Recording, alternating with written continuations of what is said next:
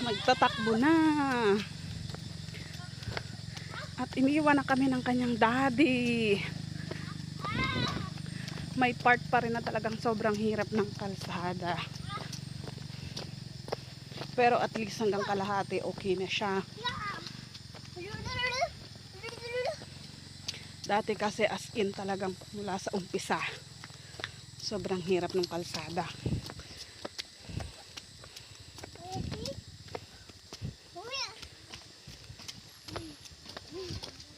Pero dati noon ganito pa lang talaga kami kay Job. Talagang as in. Naglalakad kami paakyat.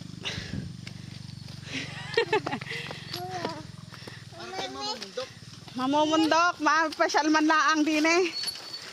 Tagal lang din ako kakaahon eh. Bilis. Daddy, isasakay ka na.